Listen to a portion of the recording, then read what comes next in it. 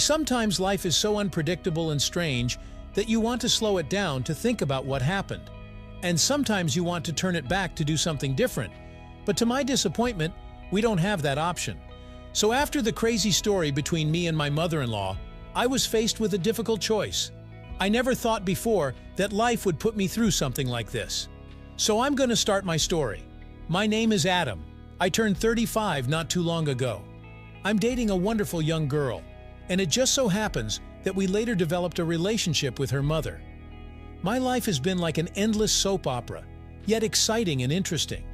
After everything that happened, my head is spinning. But let me tell you everything in order. I was in no hurry to build a serious relationship with the opposite sex. First, I wanted to stand firmly on my feet, and then already think about a family. And I succeeded. I opened my own business and developed it quite well. Despite the crisis, things were going uphill. And about a year ago, a young girl came to me for an internship. Her name was Helen, and she was 20 years old at the time. She was smart and quick on the uptake. One day, she and I were working late together. Realizing it was too late, I offered to drive her home.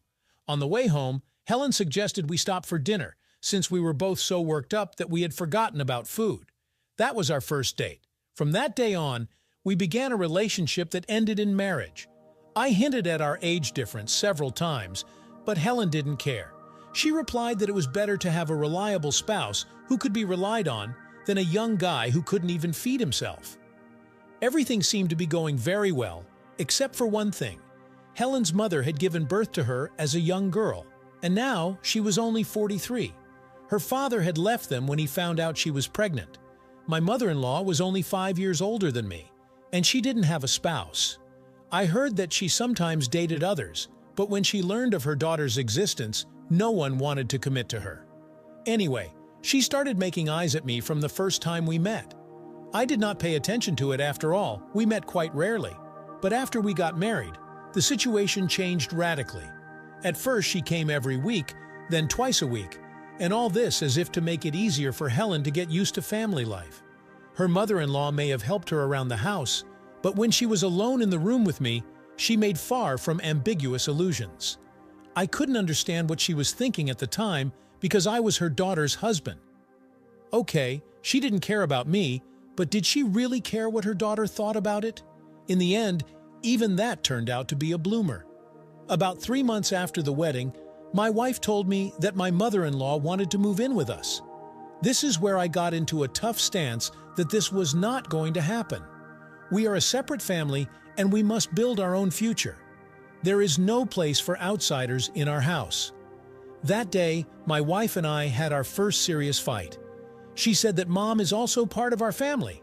Besides, it is difficult for her to pay the rent alone, while we have enough space here not only for the two of us, but also enough for Mom. In the end, I revealed my card saying that my mother-in-law is a very attractive and most importantly unmarried woman, and there is not such a big age difference between us that I should turn a blind eye to it.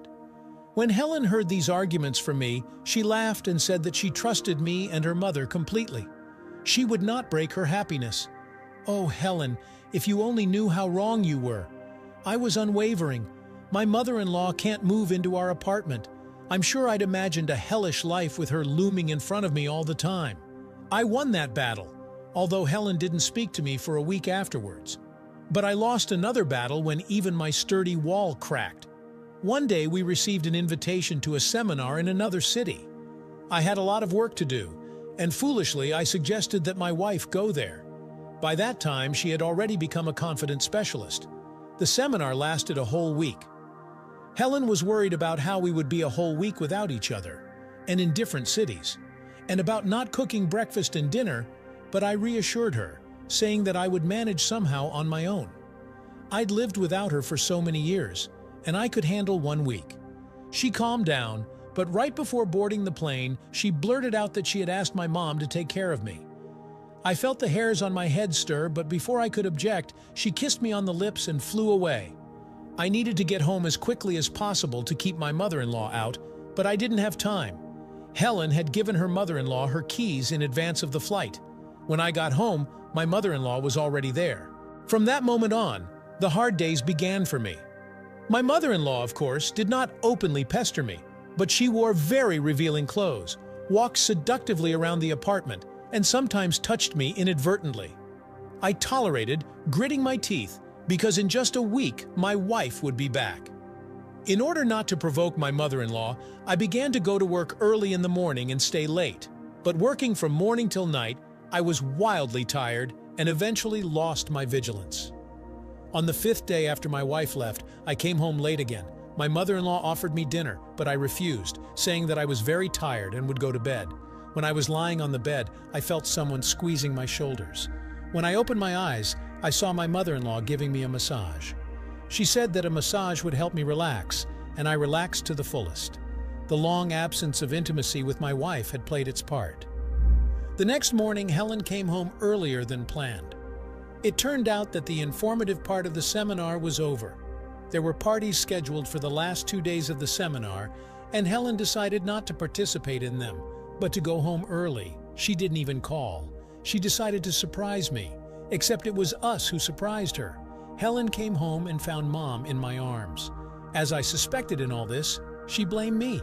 Turns out I'd had my eye on my mother-in-law from the start. There's a reason I called her attractive and single. I'm sure I was partly to blame, but my mother-in-law was no angel. I told Helen more than once to keep her mother away from me. Then I decided to keep my mouth shut because I was guilty. After finishing the scandal, Helen left, slamming the door loudly behind her. My mother-in-law got dressed and also ran after her daughter. So I was left alone, and if you think that's the end of it, you're sorely mistaken. Helen wanted to quit my firm, but I wouldn't let her. We decided to take a break from each other for a while and then decide how to live our lives. A few days later, my mother-in-law came to see me again.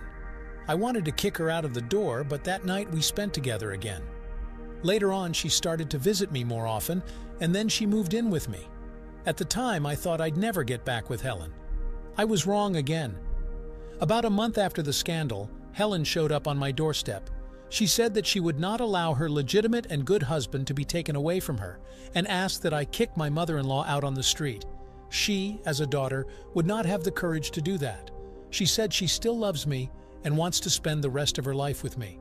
Now I'm faced with a dilemma. I have my young wife, and I love her very much, but if I choose her, I will feel guilty towards her for the rest of my life, and she will remind me of her every chance she gets.